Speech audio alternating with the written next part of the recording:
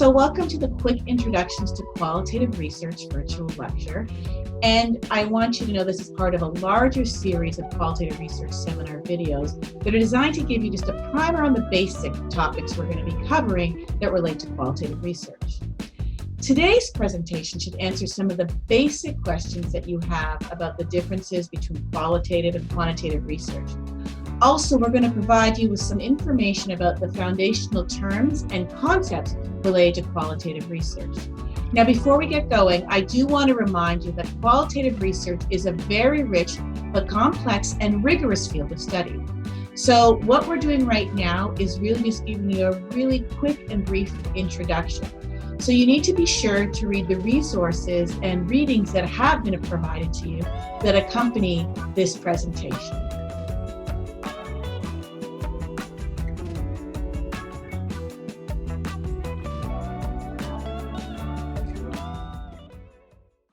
So welcome to the first of this research seminar series, A Quick Introduction to Qualitative Research.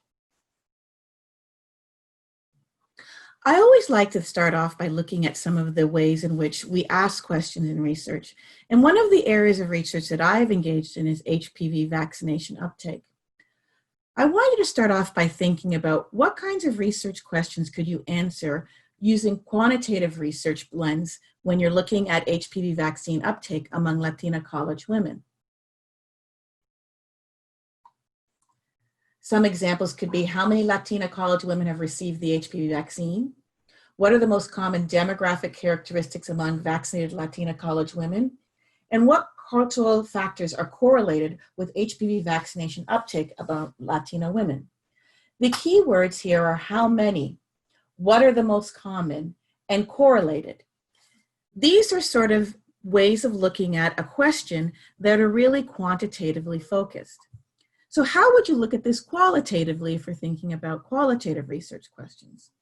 Well, examples would be, what motivated college Latina women to get vaccinated? What would make getting vaccinated more desirable to Latina college women? What do Latina college women perceive as culturally unique around HPV vaccine uptake decision-making? So these are what questions, and they're looking at perceptions and motivations, which we really can't quantify. This sort of helps you look at the same phenomenon in the same area of research, but getting at very different points, very different positions of understanding the same concerns. And that's where we're going to start off with today's seminar, by looking at the difference between quantitative and qualitative, and their strengths and the ways in which they can complement each other, but also their points of diversion. So there's four main things we're going to cover. First, we're going to define qualitative research. We're going to identify the characteristics of qualitative research. We're going to start briefly exploring the various sources of data that are used in qualitative research, including defining what is data, and then we're going to cover some of the common terms. I'm not sure how many of you had heard about this case in the British Medical Journal, where someone had submitted an article and they received a response back from the journal saying that they don't publish qualitative articles. This led to a huge discussion within the field around qualitative research and people arguing about why qualitative research should or should not be covered. What it really came down to was there issues around the assessment of the quality of qualitative research. In recent years, there's been a growth in people interested in this type of work and people saying they do this work. However, one of the big areas are the quality of training and how well people actually do the work. And this was the crux of the argument that people came to discuss. Now, in the section that we're going to be doing around standards of evaluation and validation, we'll get into how you can effectively assess and engage in rigorous research. But it's important to think about the problems in which we have with qualitative research would lie back to the quality of training and the quality of the work. And that has a lot to do with people not understanding what qualitative research is and also understanding its multiple domains and how to do it rigorously. So to get started, we have to start thinking about how do we formulate ideas about qualitative research versus quantitative or even mixed methods. So let's start thinking about it in terms of how we're going to start looking at research in our own lens of doing things. So we have to start thinking about our epistemological stances here. So if we're thinking about it in terms of a positivist tradition, that really stresses the importance of doing quantitative research, such as large-scale surveys, in order to get an overview of society as a whole and to uncover social trends, such as the relationships between educational achievement and social class. Positive traditions also assert that researchers can and should use the same methods and approaches to study the social world that natural sciences, such as biology and physics, use to investigate the physical world. By adopting so-called scientific techniques, and I put that in quotations, researchers should be able eventually to uncover the laws that govern societies, just as scientists have discovered the laws that govern the physical world. So this positivist research really has researchers coming from the positionality that tend to look for relationships or correlations between two or more variables. This is considered more of a comparative method of looking at things. If you're looking more on the other end of things, which is more interpretivist, or some people would actually say anti-positivist, this would argue that individuals are not just puppets who react to external social forces, as positivists assert. According to interpretivists, individuals are intricate and complex and different, and people experience things differently and understand the same objective reality in very different ways. And everyone has their own and often different reasons for acting in the world. Thus, these people would argue scientific methods, again, scientific in quotes, are appropriate for looking at all phenomena.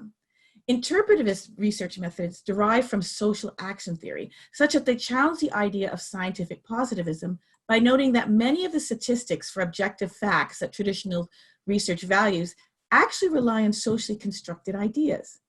So interpretives argue that in order to understand human action, we need to have an empathetic understanding of the research approaches, such that we need to see the world through the eyes of the actors or the individuals doing the acting, rather than institutional ideas of objectivity.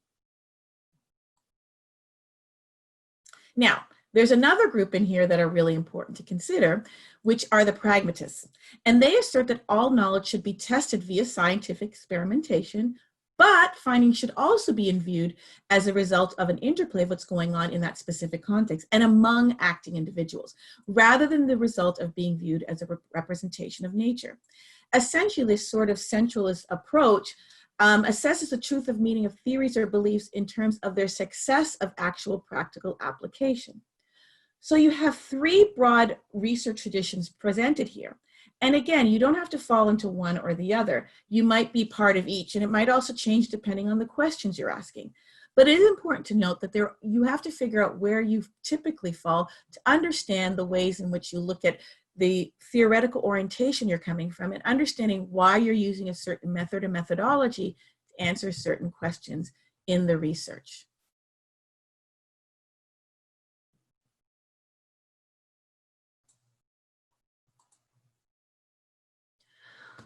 So it's really critical to start thinking about the ways in which the various ways in which quantitative and qualitative have different ontological and epistemological features.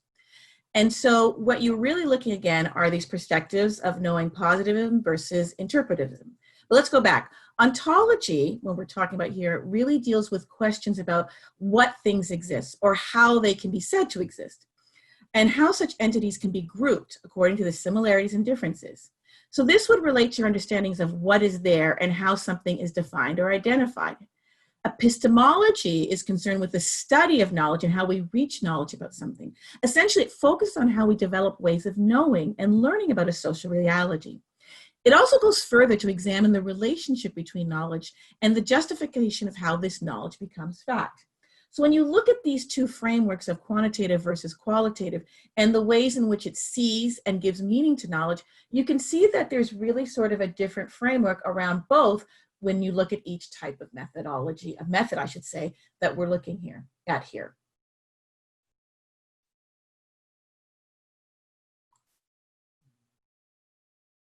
So when we're looking at quantitative research, really broadly, one way to look at it is that it's usually used to quantify a problem. And we do this by generating numerical data, which we then use to transform into statistics.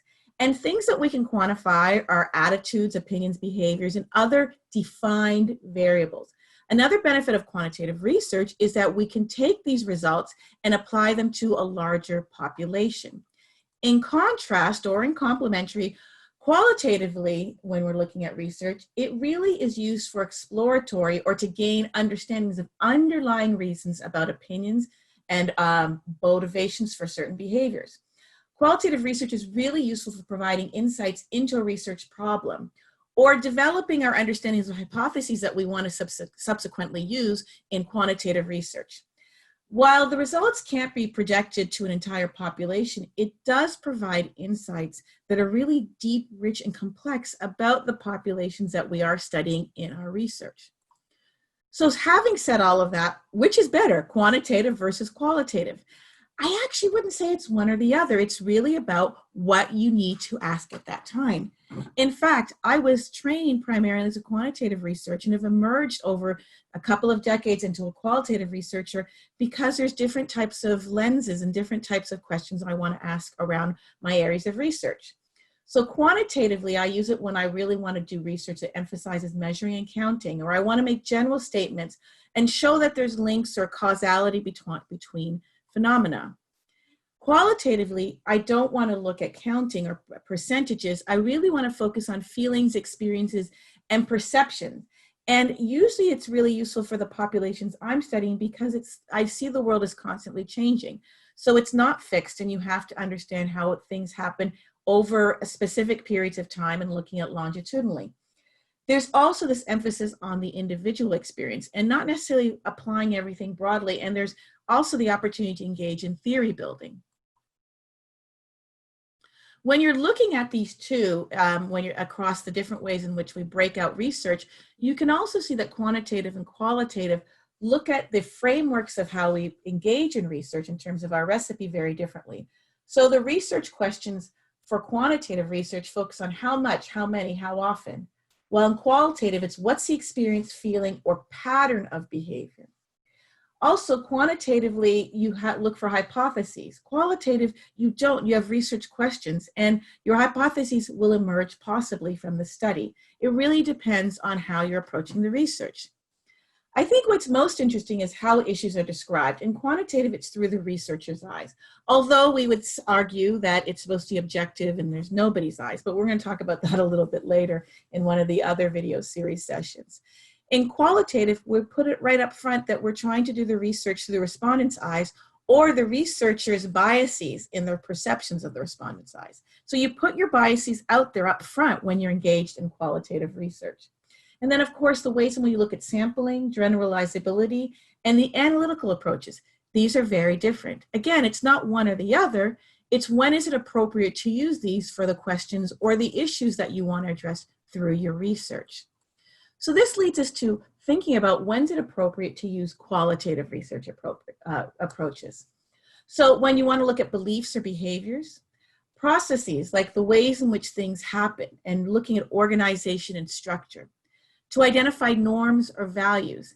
And also when things are really sort of complex and more than just simply one way of measuring with set variables.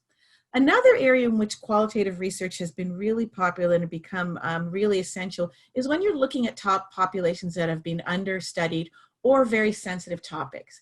And this is because you're getting at small groups and their specific beliefs, values, and perceptions in a way that quantitative research has not been able to do. So there are some real good strengths, obviously, and limitations to doing this. So again, a strength of why I really like qualitative research is that it focuses on the whole human experience and the meanings about these experiences from the perception of the participants or the acknowledged perception of the researcher. Another is that it provides insights that we can't get from quantitative methods. So for example, going back to my Latina college women HPV vaccine update, I can find out how many, but finding out their motivations I couldn't do without qualitative research. After the qualitative, I might have a list that I then can assess quantitatively, but you might not know that up front. So for example, in our research with Latina women, one of the big issues was if your mother had encouraged you to get the vaccine, or if your friends had already had the vaccine. that didn't hold true in the research with the other college wider population with white students. So those might not have been boxes that you could check off on a quantitative study. So this is why qualitative can give in-depth information that we can't necessarily capture quantitatively, but we can use it to later on. Also, the validity of the data produced is really centered in that culture and the group that we're studying. And then also, the participants' true reality is being reflected, not just simply biases in terms of what we've put forward and people can pick from. Now, as much as I'm trying to sell you on the benefits of qualitative or why I love it, there are some real limitations that, of course, we can't ignore. And probably the most popular one is its lack of generalizability and the sense that it's objective. In qualitative, again, you put right out there that the researcher is biased in the process because the researcher is the tool of analysis and the tool of data collection. And also then, because it's so specific on a population or phenomenon, it has less generalizability. Again, tying to this, the researchers as a tool help or contribute to the lack of objectivity that can occur in qualitative research. I also want to stress that qualitative research is really time consuming. Some people think it's simply go out, do some interviews, ask some questions, put them in and count them up. No. Qualitative research actually can be very expensive and takes up a lot of time if it's going to be done well. And that's, of course, what we want to encourage everybody to do, is engage in quality research. So you've heard me use the word qualitative methods, and I've slipped in a couple of times and said methodologies. And this is because it's really important to note that in qualitative research, there's a difference between methodologies versus method. And if you want to find out how much people really understand qualitative research, this is one of the easiest ways. What is the difference between a methodology and method in qualitative research? And for people who have typically just taken a one-day workshop, they don't know the difference. And that's because most research focus on the methods, but not the methodologies. And that's really problematic because the methodologies are central to developing your research study and also key for developing basic standards of evaluation to ensure that your study is rigorous, objective, and done well. So what are we talking about when we're talking about methods and methodology? So your methodology is the rationale for why you did it. So what were the factors that sort of guided your process for developing your research? What was the approach or strategy that helped you understand why you're using this approach to doing the study? So you use your methodology to help you select your method. The method is the process in which you gather your research or how you answer your question. So it could also be about how you go about collecting your data. So the interviews, focus groups, observation, whatever the tool or approach you're using is the method. The methodology is more of the rationale or the theoretical framework that's guiding how you pick the approach you're using for qualitative.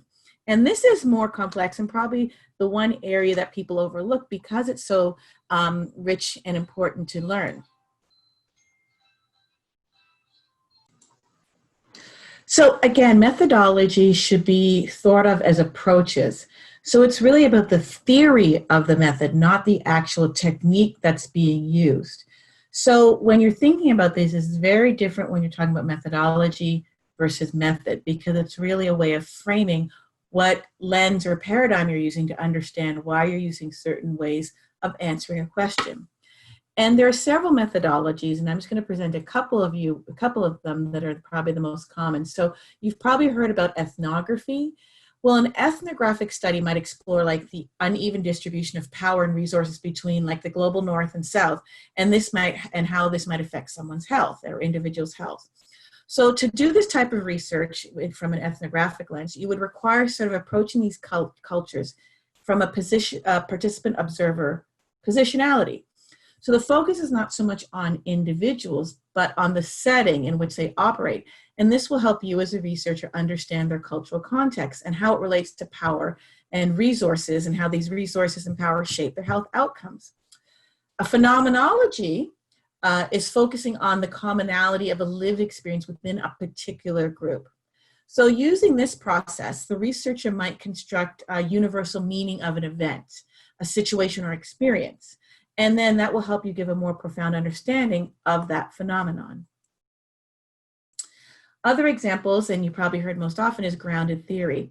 And grounded theory is really sort of a set of systematic inductive methods, and that's how you conduct qualitative research that's aiming towards theory development. So using this type of methodology, you're really focusing on developing focused, abstract, and conceptual theories that will explain the studied empirical phenomenon that you're looking at in your research. A case study is more of an in-depth investigation of a single individual group or an event. This investigation on a single case or collective case is really intended to capture the complexity of a specific object of study. There are lots of other methodologies out there, but the point I want to make is that this are not so much about method per se, so it's not a focus group or the individual interviews or observation. Rather, the methodologies are the conceptual framework from which you derive your method. So when we're talking about method, which is what most people really are understanding, we're talking about something very different. And there are diverse qualitative data collection methods. So the methods are the ways in which you gather information about your research questions. And which method you use really is really based on which one best will help you understand the behavior or the perceptions you're considering using. So some of them would be observation, focus groups, obviously individual interviews, case studies. One of the most growing popular ones now are photo voice, and you're also seeing media content, like a lot of people are analyzing Facebook and Instagram. There's also art space. There's a whole bunch of different ones that are existing out there. But what I did want to focus on is the open-ended survey questions, because a lot of people spend their time saying, well, I answered some questions at the end, so that's my qualitative research. And so there is a role for open-ended questions in quantitative surveys, but that doesn't necessarily constitute qualitative research. And that's really critical to think about.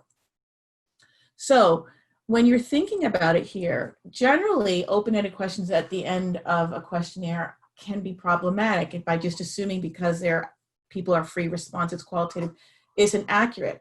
Because you have to think about whether they're really quantitative or qualitatively asked. And as a consequence, when you're not really sure about what's being asked and what the goal is, you can't really analyze it properly. And even with those questions, people often put them at the end, but again, we talked about the fact in which qualitative research is really rigorous and in depth. Do you really have someone who has the time and expertise to analyze this properly? And that's a big question we have to think about. Now, the value of these questions can be optimized if we start off with a clear understanding of the type of data you want to be generated from these open-ended questions, and you use the appropriate strategy in your study design when you want to put these type of questions in a survey. So here's what you want to ask yourself. Are you trying to generate depth of data or stories from a certain group when you're adding these extra questions? Is the data you're producing quantifiable, representative of the population being sampled? And do you have a safety net to identify issues which might not complement the closed questions? Which one of these approaches are the purpose for you using these open-ended survey questions? And this will help you define whether or not you're engaged in qualitative research. Now we're going to get more into methods and methodology during our lectures on methods and methodologies, but I want you to do some of the readings that have been accompanying this session that'll help you start thinking about this as you start thinking about your own qualitative research study. So let's move into foundational concepts and terms that are really important to understand, and you hear throwing around a lot when we're talking about qualitative research. So one of the things we talked about is qualitative data sources. So when we think about data, most of us think about people, interviewing people and interviewing groups of people, etc. But it's more broad than that when you're thinking about qualitative research. There are some people who do qualitative research on an entire organization. So they're watching the organization of how it works and all the people within there and the resources within that. There's text where people are actually looking at textual analysis, looking at the environment, artifacts and media products. For example, there's a large body of research around the use of quilts and food, and also looking at events and happenings. So when you're talking about data and qualitative research, you have to think more broadly and how it can be used and what kind of information we can gather from that to give us insights into a phenomenon that we're studying. Some other more common terms that we thought about, of course, is you've heard about data, coding, analysis, and triangulation. We've heard about those. So when we're talking about data, that's basically the characteristics or the tools and attributes that we're using to understand a phenomenon. So when we're talking about qualitative data, it typically describes something, where quantitative data defines something. Now, coding is the actual process of analysis. So it's a type of analysis that you're using in terms of looking at data. So this could be coding of interviews, and you're looking for themes and relationships within there. Analysis is broader than that. So again, coding is one type of analysis. Analysis is mainly the systematic examination of the data, and it's usually the perceptions, the cultural images, or the feelings. Triangulation is using multiple lenses or multiple sources of data in qualitative research to comprehensively understand a phenomenon. So typically, in the most traditional senses of using this, you might have your actual focus group interviews, you might also have your researcher notes, and then you might also be taking your reflexive journal. And all of these different positions of looking at the data will help you understand what you're studying. So we've kind of touched on these already, but we have the concepts of methods, which would be an interview, focus group, case study. Again, there's others, but these are the most commonly used in health research right now. So one is, again, the interview. It's a data collection method, and it's one process where you do one-on-one or small group number of people asking a series of very individualized questions. A case study is an in-depth investigation of a single individual, group, or event. So you're focusing on that one specific individual or a phenomenon. And these are typically descriptive or explanatory types of studies. But a focus group differs from the interview, where you're trying to collect a group perspective, and it's usually an interview of a group. There's an understanding that it's a group shared discussion that's moderated by a facilitator. Now, to do these things, you've probably heard of an interview guide, an unstructured interview, a sampling pan, and a time event sampling. So the interview guide is really the questions that you're using to sort of guide the focus group or the interview that you're doing. Some people also call these questioning routes. So there's different ways, but it's really a sequence of the ways the questions are determined. Again, there are different ways in which this guide is done and how structured they are, but we'll discuss that again later when we get into designing your study. Now, an unstructured interview means there might not be pre-planned questions or a fixed agenda. It's really a free-flowing dialogue that focuses on the phenomenon that you're studying, but it's usually not framed in the same way that these are the questions I have to ask. So it is recorded and field notes are used, and it is analyzed, but it's really sort of gathering the discussion as you move forward. Now, when you're doing this work, and this goes more into design, you might have a sampling plan, and this is about how you pick who's going to participate in your study.